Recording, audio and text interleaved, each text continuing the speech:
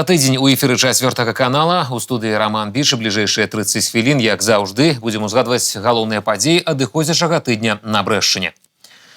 Першы ў вобласці электракацёл напрыканцы працоўнага тыдня пачаў працаваць ва ўсходняй кацельні прадпрыемства «Брэстэнерга». Удзел у адкрыцці прынялі міністр энергетыкі Беларусі Віктор Каранкевич і старшыня брэсцкага аблвыканкама Анатоль Лис. Увод у эксплуатацыю новага электрычнага катла удзельнікі, калі коратка, апісалі так: энергетычны штуршок інжынернай думкі.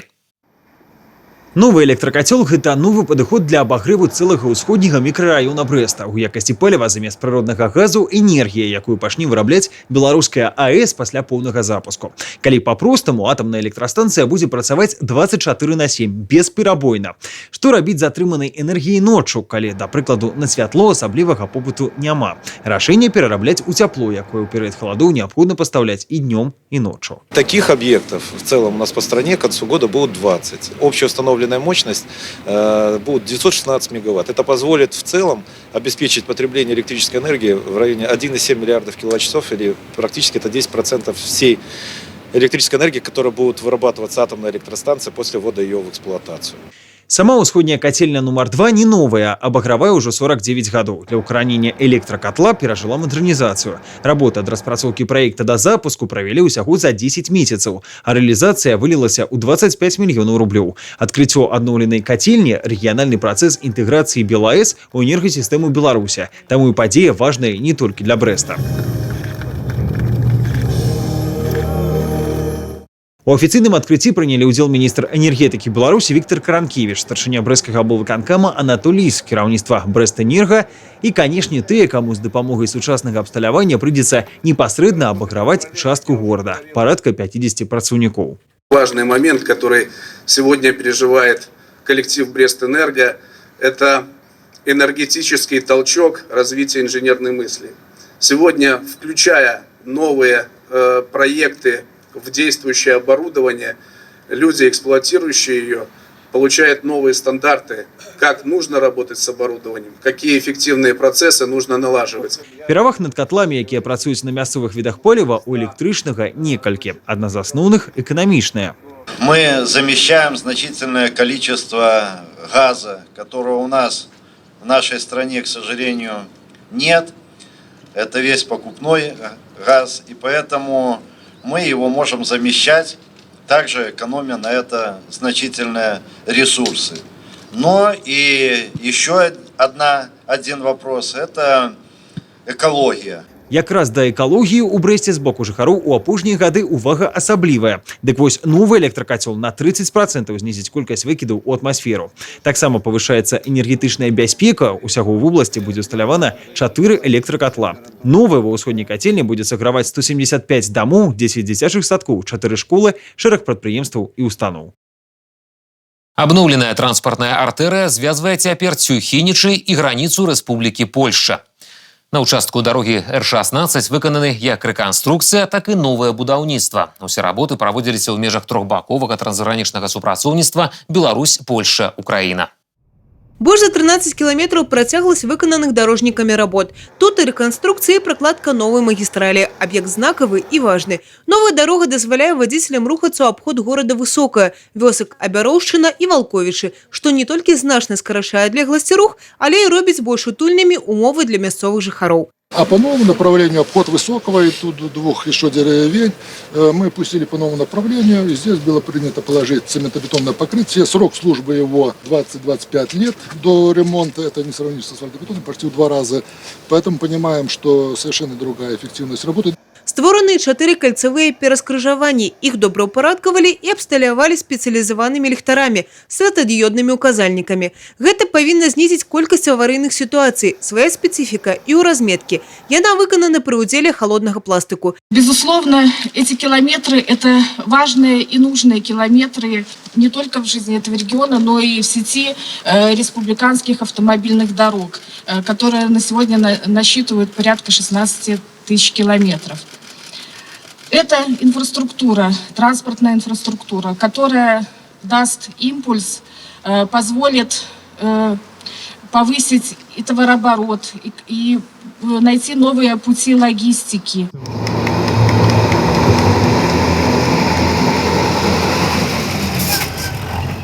Зараз прадугледжваецца лагістычнае развіццё трансгранічнай артэрыі. Ведется работа по подготовке логистических центров на территории Каменецкого района для перегрузки товаров и открытия грузового потока через грузовой переход Черемха.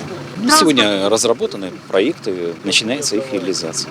Адным з першых ацаніць новыя умовы запрасілі гасцей. Дарэчы, работы ў межах праекта працягваюцца. Крок за крокам рэалізуецца наступны этап. Новыя умовы аўтаматары змогуць ацаніць ужо ў наступнай восенню. Евгения Мороз, Алексей Рыбкин, телерадиокомпания «Брест».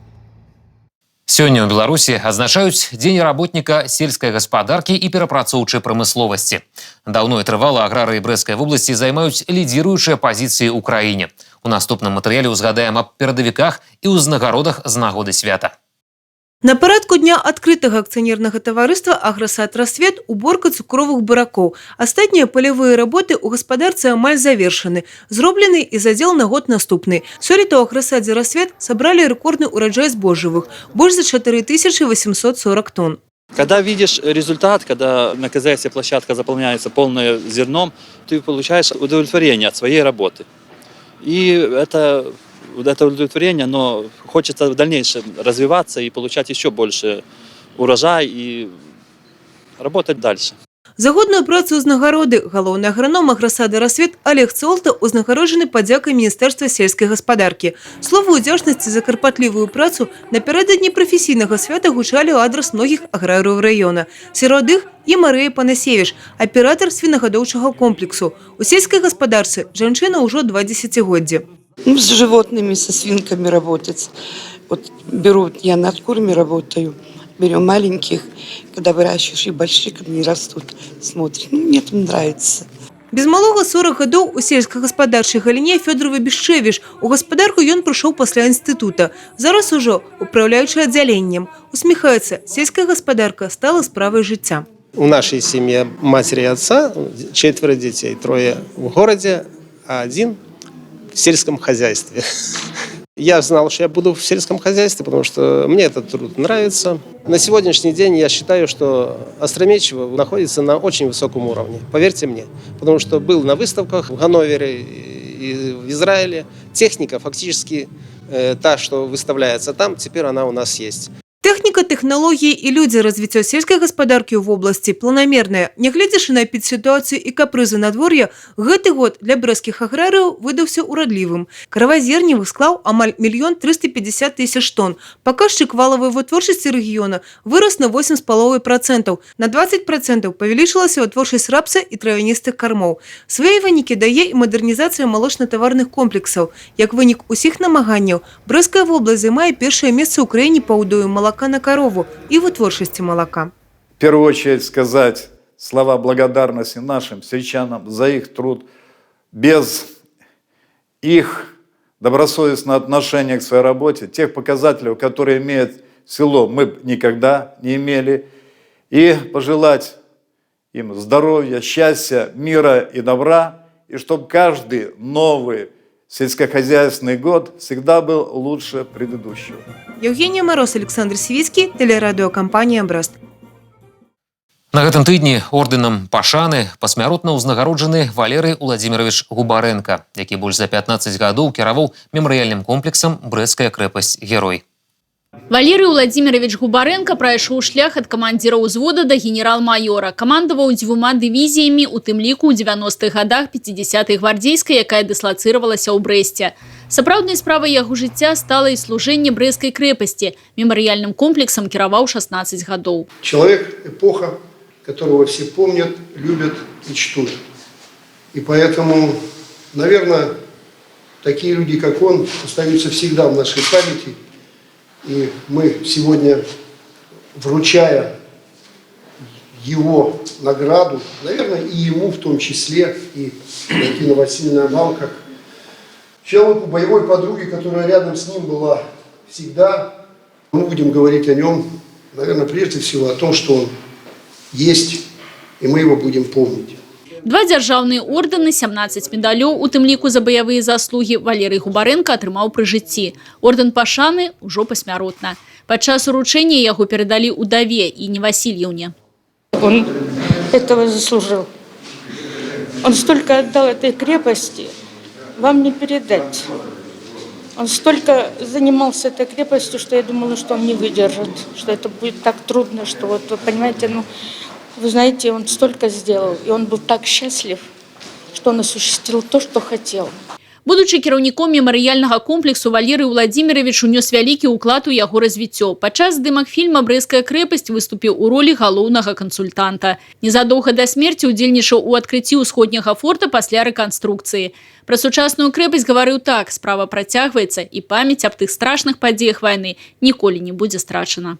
Нашему мемориальному комплексу Валерий Владимирович отдал 16 лет своей жизни, своего труда, своей заботы о музее обороны, о мемориальном комплексе. Наш коллектив всегда очень хорошо к нему относился и будет относиться и помнить всегда. Брэсцкая крэпасць у жыцці Валерыя Губарэнка была самым значным месцам, верным ёй і сваім перакананням. Ён заставаўся да апошняга. Константин Сведунович, Людмила Салзна, Алексей Рыбкин, телерадиокомпания «Брэст». У гэтыя дні традыцыйна ўшаноўваюць лепшых ваеннаслужачых, якія завяршылі тэрміновую ваенную службу. Так, двое салдат, уражэнцаў Брэсцкай вобласці, ужо атрымалі персанальныя ўзнагароды ад Міністэрства абароны за добрасумленнае выкананне воінскага абавязку. Пра такіх, як Александр Бялькевіч, кажуць, бацькоўская апора.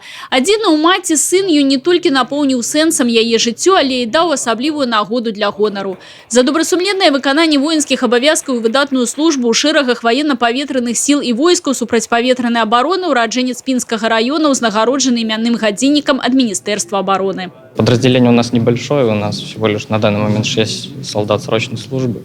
И мы все дружим, все общаемся между собой. С командованием у нас отличные, теплые отношения. Командование обращается к нам по именам, всегда здоровается. Скончыўшы Баранавіцкі універсітэт, Александр Бялькевіч уладкаваўся інжынерам у Салігорску. Да нечаканай павестцы яго маці, кажа, была не готова. Нет, мы не были готовы, очень переживала. Волнения, конечно, очень были, но я была уверена в сыне, потому что он уже взрослый, после университета смог все это выстоять, проблем никаких не было.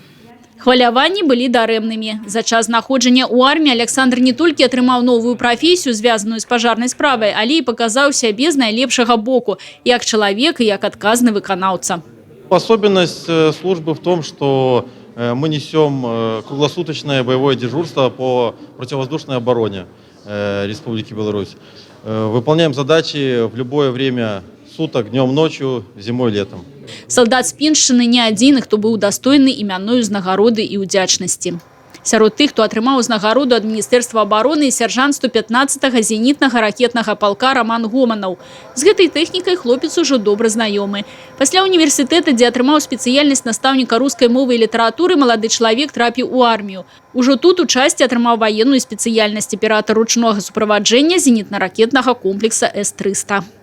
В целом служба прошла легко, хорошо, позитивно. Были, конечно, всякие ситуации, но в основном запоминаются хорошие. Задействован был в разных сферах. И в повседневной жизнедеятельности, в бытовой, и в плане специальности, на технике. В целом, ожидания оправданы от армии. Много чего полезного взял. У запас малады чалавек звальняецца ў званні сяржанта. За асабістыя поспехі падчас службы ўзнагарода гадзіннік ад міністра абароны. У гонар знакавай падзеі і урачысты мітынг на плацу. На мой взгляд, что это действительно почетная награда, которая должна и обязана достичь того, кто старается, кто хочет, может и есть желание, на которых надо равняться.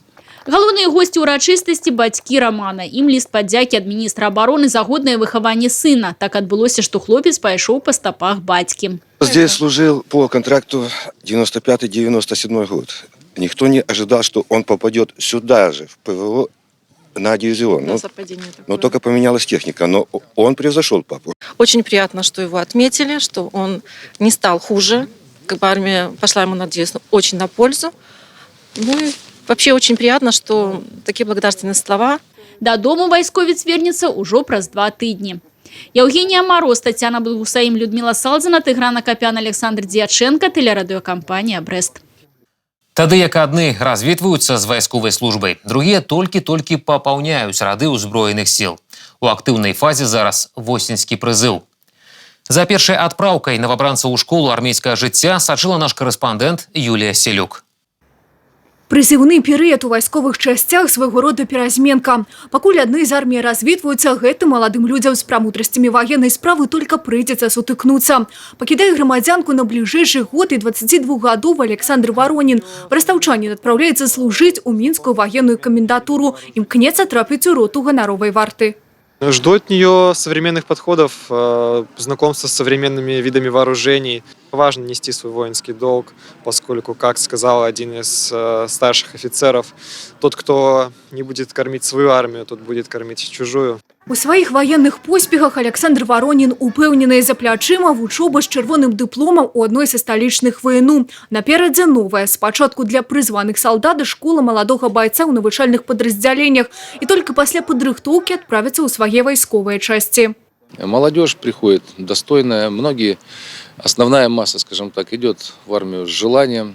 Многие просятся в какие-то специальные войска. Кто-то хочет быть десантником, кто-то пограничником, кто-то артиллеристом, танкистом.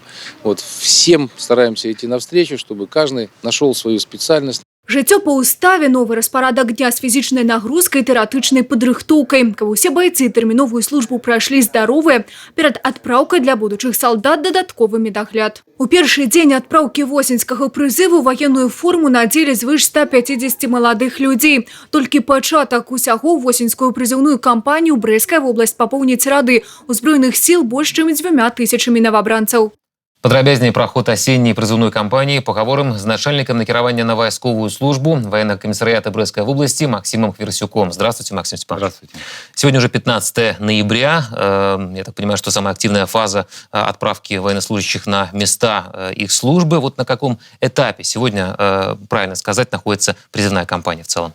Призывная кампания уже осени 2020 года подходит к своему, скажем так, логическому завершению. Начались мероприятия призыва у нас еще в августе в соответствии с указом президента.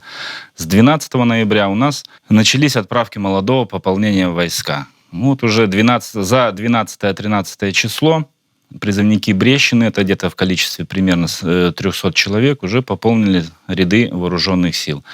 Также продолжается заседание призывных комиссий, медицинское освидетельствование граждан, которые подлежат призыву. Как часто вот проходят вот эти вот отправки? В неделю, допустим? Или есть какое-то примерное расписание?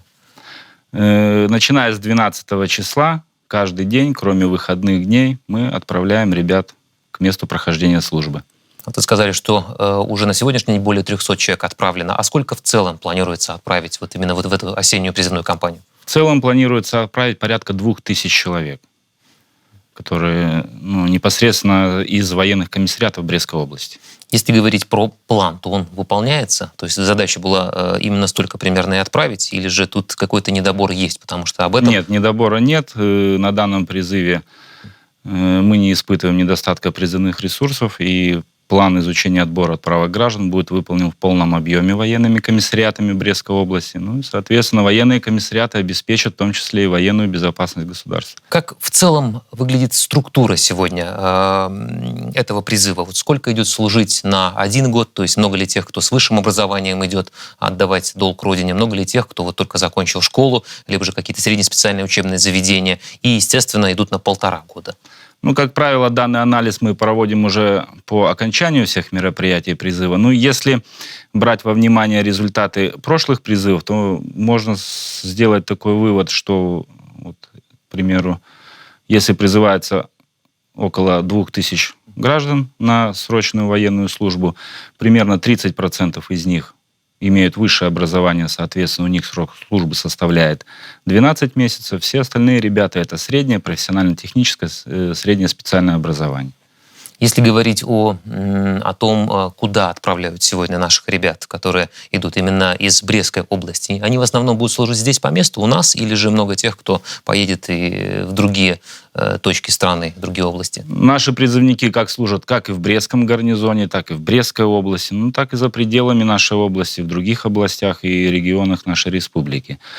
Конечно же, да, они отдают предпочтение службы поближе к дому хотят. Кто-то хочет, наоборот, подальше, кто-то хочет в определенном роде войск там служить.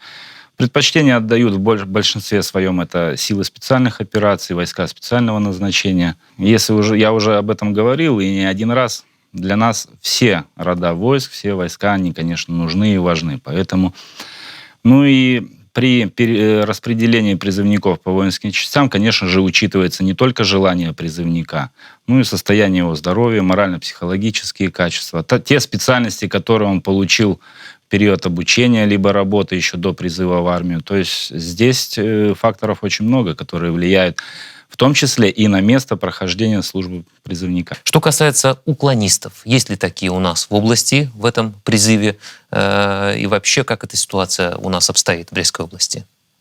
Я бы сказал, они есть. Конечно, радует то, что их не такое большое количество, и они будут. Потому что, ребята совершают, скажем, такие проступки. Кто-то по банальному незнанию законодательства. Да, есть такие, которые умышленно совершают.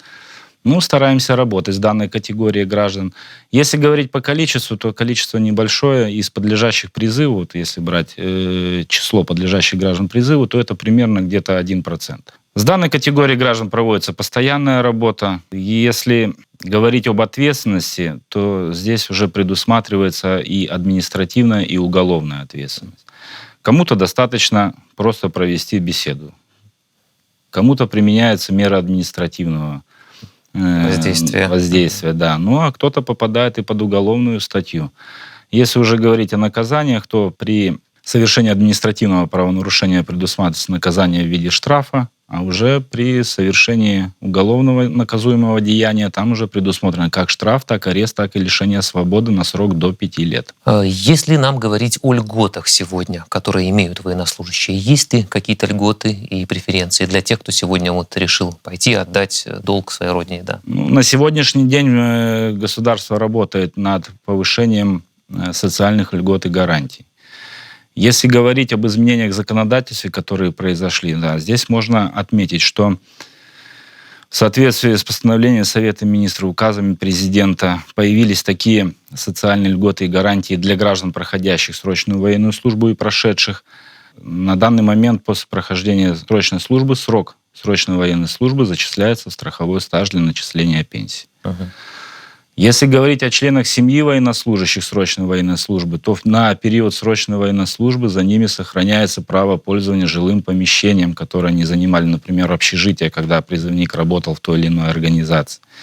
Если говорить по получению образования, здесь тоже проделана определенная работа. После прохождения срочной военной службы граждане по рекомендации командиров воинских частей имеют право на бесплатное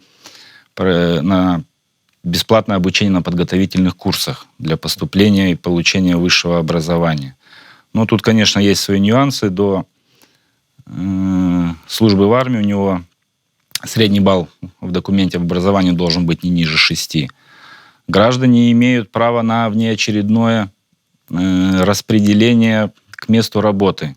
Если они до этого прошли военную службу, срочную военную службу, после этого получили то или иное образование, граждане имеют право на первоочередное предоставление места в общежитии. То есть здесь не то, что там 1 или 2 льготы. Нет, их достаточно много, и каждый может сделать выбор. Служить ему, потом учиться, либо сначала получить образование, а потом идти служить. Да.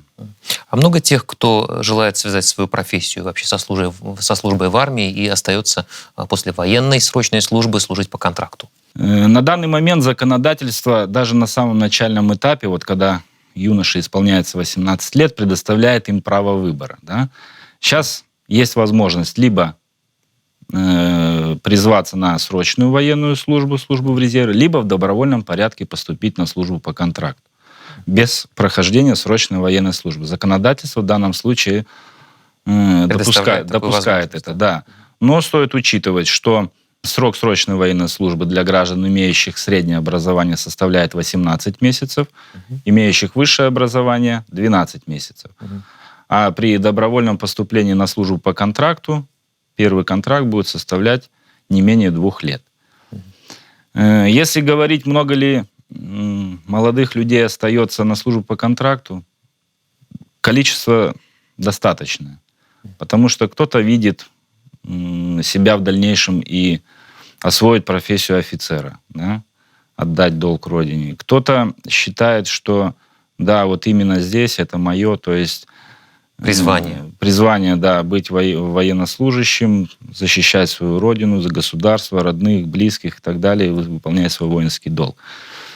Сколько людей, столько и мнений. Да, ребята возвращаются, кто-то возвращается на гражданку и потом уже опять же в добровольном порядке заключает контракт. То есть на данный момент... Дефицита нет, я так понимаю. Дефицита нет, да. На данный момент дороги все, пожалуйста, открыты. Делайте выбор. Либо в пользу работы и жизни на гражданке, либо в пользу служения Отечеству уже как или военнослужащим по контракту, или военнослужащим срочной военной службы. Спасибо вам, Максим Степанович, за беседу. Легкой, спокойной, ну и, главное, мирной службы вам и вашим коллегам. Спасибо. Нагадаю, асаблівасці асенняга прызыву абмяркоўвалі з начальнікам накіравання на вайсковую службу ваеннага камісарыята Брэсцкай вобласці Максімам Хвірасюком.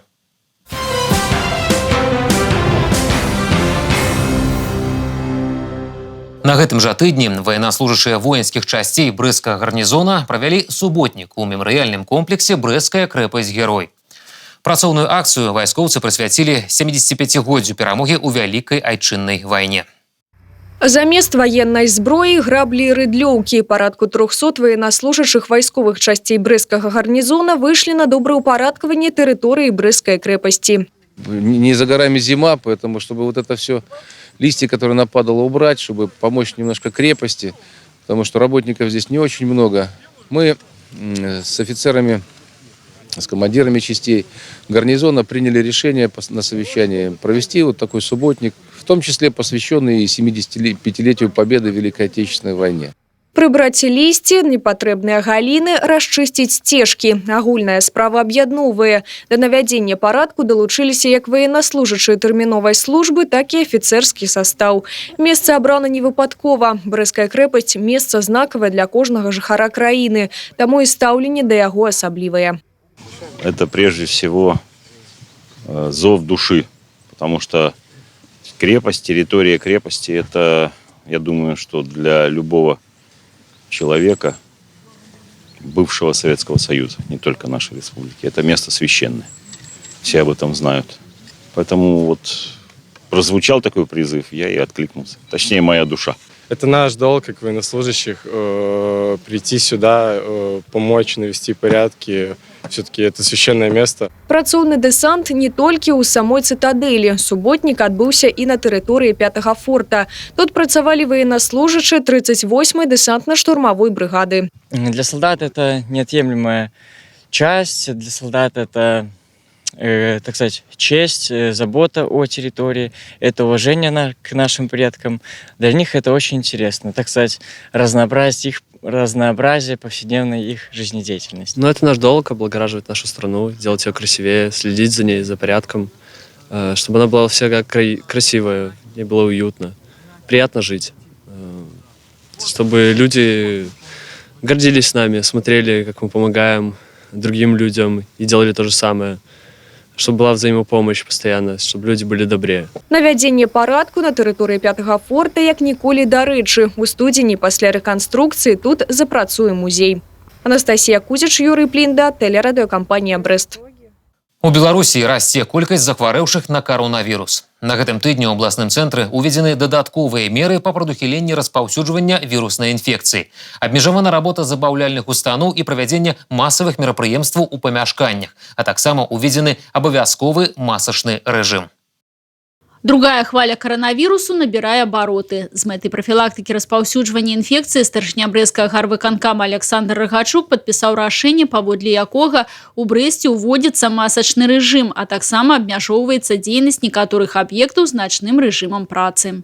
Чтобы максимально соблюсти дистанцирование, минимально, скажем так, обеспечить минимальный контакт людей друг с другом в период подъема заболеваемости респираторными вирусными инфекциями и, соответственно, и коронавирусной инфекцией. С сегодняшнего дня приостанавливается работа с 23 часов учреждений, связанных с общественным питанием, с игровыми сервисами, с боулингами, бильярдами, кальянными и всем прочим. То, что работает у нас с ночным режимом работы, теперь у нас приостанавливается на месяц. Найбольш папулярныя ў гараджан месцы з вялікай колькасцю людзей – крамы. Паводле пастановы Міністэрства аховы здароўя, такія аб'екты забяспечваюцца неабходнымі антысептычнымі сродкамі, у тым ліку і для пакупнікоў. Прадаўцы абавязкова выкарыстоўваюць сродкі індывідуальнай засцярогі. Але ўздым вірусных інфекцый – гэта яшчэ і час асабістай сацыяльнай адказнасці. Мы все с пониманием к этому относимся. И, конечно, очень хотелось бы, чтобы не только наши продавцы были в масках, в перчатках, но и покупатели. Потому что каждый сам себя должен защитить в сложившейся такой ситуации.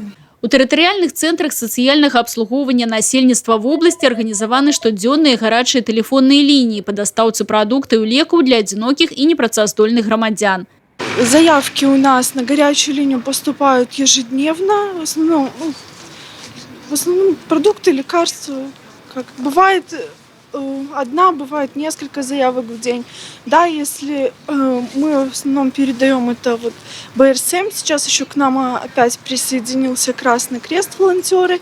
Но если у них не получается, то наши специалисты, кто более свободен, выходит на заказы. Сапраўды прымаць заяўкі на сацыяльных служб дапамагаюць валанцёры Чырвонага крыжа і БРСМ. З гэтымі аб'яднаннямі наладжана цеснае ўзаемадзеянне ўсіх тэрытарыяльных цэнтраў сацабслугоўвання, а такіх у вобласці 20. Сёння адна з важных задач гэтых устаноў наладзіць сваю працу так, каб мінімізаваць магчымасць заражэння коронавірусам і іншымі рэспіраторнымі захворваннямі. В области разработан план мероприятий, который сегодня выполняется всеми нашими учреждениями. Конечно же, в первую очередь, это обеспечение масочного режима среди сотрудников учреждения. Это сегодня у нас есть возможность выдавать маски потребителям социальных услуг, которые посещают территориальные центры. И с марта месяца у нас работает горячая линия. И все пожилые, одинокие граждане, люди с инвалидностью сегодня имеют возможность, позвонив в территориальный центр, попросить о помощи в доставке продуктов питания и лекарственных средств. Да дапамогі людзям сталага ўзросту далучыліся мясцовыя ўлады і аб'яднанне «Белая Русь». У рамках акцыі старэйшаму пакаленню «Клопат і абарона» на некаторых пляцоўках горада пажылым людзям актывісты раздавалі медыцынскія маскі. Вероніка Яковец, Анастасія Цыкун, Людмила Салзина, Юрий Плинд, Александр Сивицкий, телерадиокомпания «Брест». Галоўнае за тыдзень у эфіры 4 канала, і мы працягваем. Прамысловыя распрацоўкі, сацыяльныя і культурныя ініцыятывы. У Беларусі праходзіць конкурс маладзёжных стартапаў «100 ідэй для Беларусі». З ідэямі юных вынаходнікаў нашы карэспандэнты знаёміліся на гарадскім і раённым этапах. Вынаходнікі ад 14 до 35 гадоў, ад школьнікаў да студэнтаў і маладых навукоўцаў сабраліся ў брэсцкім тэхнапарку, каб падзяліцца сваімі распрацоўкамі ў самых розных сферах. Па эпідэміялагічных прычынах канкурсанты выступалі паасобку, для кожнага быў вызначаны час. Данный проект – это не только представление, наверное, своих идей, а это еще и свой неоценимый опыт участия в таких мероприятиях. То есть это и представление себя как человека, как личность, как представление своей идеи. Лизавета Шульган представила проект, які ў першую чаргу мае значнасць для музейнай сферы і адукацыі. Дзяўчына прэзентавала 3D-голограмму, якая стала цэнтральным экспанатам у школьным музеі войны ў Афганистане. В чем ее преимущество? Это в том, что когда посетители приходят в музей, особенно дети, намного интереснее смотреть на живую картинку, чем просто на монитор компьютера. И это дает большую заинтересованность у посетителей, чтобы приходить туда снова и снова. Это очень нравится детям, все не могут оторвать глаз. А студэнт тэхнічнага універсітэта Вадзім Шпак прэзентаваў калабаратыўнага робота, які павінен значна палегчыць працу ў розных сферах прамысловасці. Их можно использовать на производствах всяких, то есть они это как бы манипуляторы, которые там могут работать сутки напролет без особого участия людей, там просто нужно за ними иногда следить, и как бы они работают четко, быстро и как бы без проблем. Лепшыя маладзёжныя праекты выбіралі і ў брэсцкім раёне. Тут іх прадстаўлена 6 у 3 намінацыях: грамадства, эканоміка і сацыяльная сфера, рацыянальная прыродакарыстанне і глыбокая перапрацоўка прыродных рэсурсаў, аграпрамысловыя тэхналогіі і вытворчасць. Проекты интересные, очень уникальные, и это достаточно хорошо, когда наши школы, наши учащиеся педагоги занимаются не только учебной деятельностью, а активно проявляют себя в воспитательной работе, в научной. У выніку лепшым прызналі праект Вістажскай сярэдняй школы «Хербал-лайн». Суть – это выращивание лекарственных трав и пряных трав на пришкольном участке. В нашей школе есть пришкольный участок, где раньше располагался огород. Возможность есть, только нам все, что вот на проекте, то есть нам надо реализовать. Это теплицы. Понятно, мы будем начинать с самого нуля, но идея есть, план есть, и мы надеемся, что мы это все реализуем. Абласны этап конкурса «100 ідэй для Беларусі» пройдзе ўжо праз 2 тыдні. Інтэрактыўная падсветка, монтаж галоўных зялёных сімвалаў, упрыгожванне вуліц. До Новага года яшчэ 1,5 месяца, аднак камунальныя службы горада пачалі ствараць святочны настрой ужо на гэтым тыдні. У цэнтральнай частцы горада і мікрараёнах у бліжэйшы час усталююць каркасы будучых навагодніх прыгажунь. Усяго брэсцкае дарожна-эксплуатацыйнае прадпрыемства аформіць і апране ў зялёныя пухнатыя галінкі каля 9 ёлак. Не застануцца ў баку грамадскія аб'яднанні і прадпрыемствы. На набярэжнай Францыска Скарыны ўжо сёння ідзе поўным ходам монтаж 24-метровой галоўнай ёлкі Ленинского района. В этом году работы начались немножко пораньше, потому что большой объем работы, ну и специфика своя. Значит, мы начали украшать с улицы Советской. Уже улица Советская практически на 100% украшена, сделана, разделительная по улице Московской. У планах завяршыць работы па падрыхтоўцы горада да сустрэчы Новага года до 15 снежня. Такімі вось падзеямі і навінамі адзначыўся гэты тыдзень на Брэшчыне. Якім будзе наступны, узгадаем праз 7 дзён. На гэтым усё, да пабачэння.